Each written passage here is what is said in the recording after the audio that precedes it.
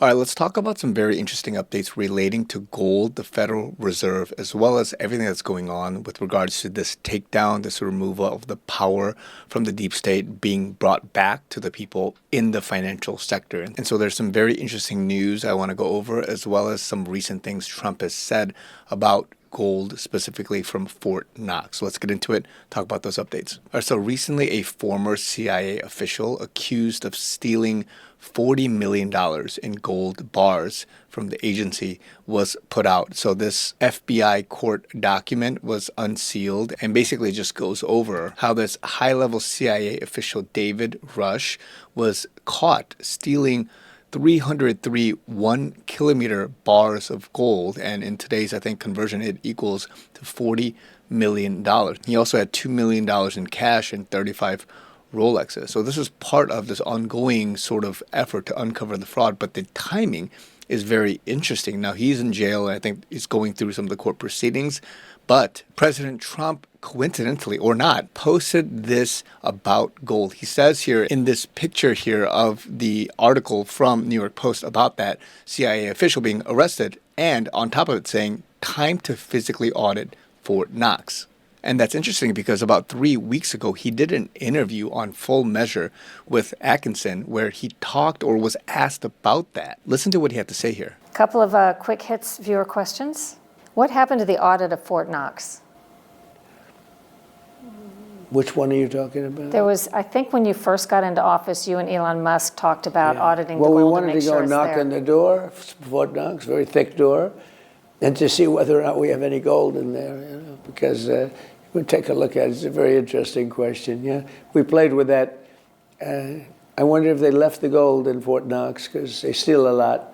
No need to really do that, though? Well, I don't know. I think it's, I do want to go to Fort Knox sometime. I want to see if the gold is there, which I'm sure it will be.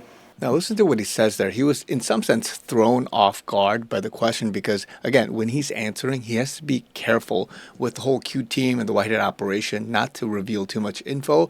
But at the same time, he has an objective to try to wake up the people, but also play along with this movie, this theatrical thing that they're trying to do. And here he specifically asked, which one? After pausing and hesitating for a little bit. And apparently there's two different types of audits. And it's possible that the types of audits that he's referring to when he was kind of juggling between the two in terms of how to answer it is, number one, a true physical independent audit of the actual gold bars, the physical gold bars in the vault. And the last comprehensive physical count occurred in 1953, and so it's long overdue. And the second one is an internal audit, which is a routine review that the Treasury says it conducts every year to verify the reserves internally, which is not an independent check. But what has Trump said in the past about this? Back in February of 2025, this is what he said.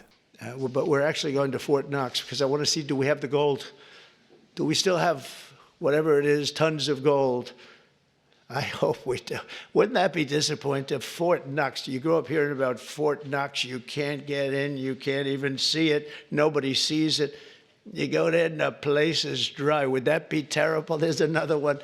Maybe you should go with us to that one. But we're going to go in there pretty soon. They're going to open the doors to Fort Knox. If any governor would like to go with us, we'll go. Do you want to go with us on that one, Ron? That could be good. Could be interesting. Can you imagine if we open it up and there's no gold? Well, I think there will be. For one reason, it's really heavy. You steal a bar of gold, you got to be strong. So it's not like other things. But we're looking at everything. We have. Now, there's a reason he's being a little bit hesitant about saying, oh, it's there or it's not. I think it's there. It probably is, and just kind of being ambiguous about it because he wants to set the public up for the audit and to put certainty around it as the transition happens. And part of that transition involves making sure that the U.S. is the strategic capital of all types of currency, especially cryptocurrency. Remember, this is what President Trump said at a White House Digital Asset Summit last year, back in March. Yesterday, I signed an executive order officially creating our strategic Bitcoin reserve. And this will be a virtual Fort Knox for digital gold to be housed within the United States Treasury. That's a big thing, Scott. Now, this is big because it allows the U.S. to retain its power of the reserve currency with the U.S. dollar, but also having it backed by something, in this case, Bitcoin, but also continually with the gold. And again, I'm not saying it returns to the gold standard, but there's something behind it in terms of hard physical assets. Now, the usmint.gov website themselves say that there's a bullion depository of 147 million troy ounces of gold. And so for them, when they have a book value of $42.22, that's only about $6.2 billion. But in today's prices, around $4,500 at the time of this recording, that's somewhere around $700 billion.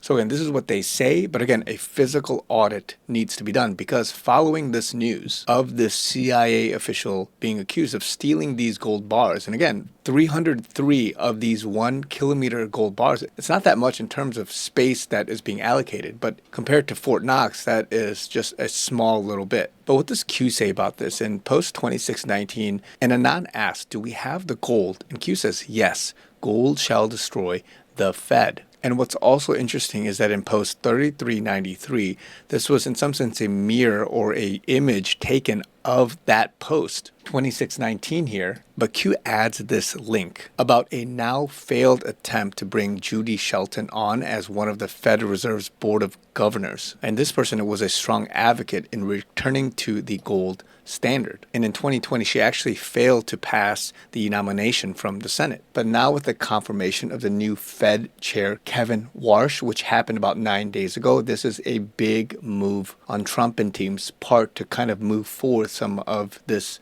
independent / agenda of making sure that the Treasury, the White Hats take back control of this system from the deep state. So I believe that we are moving forward into something that's being exposed, declass happening, and this is one of the catalysts to allow people to go in and say, hey, let's look at the Fed, let's look at the Treasury, let's look at what's going on, let's make sense of it, and let's move to something better. And all of it, in some sense, is a movie being played out right before our very eyes. And so I'm not saying that we're going to return back to the gold standard. I'm not saying that certain things are going to happen and all this stuff and what to invest in and what's going to happen with the future of the dollar and all of that, stocks and everything that Trump has mentioned.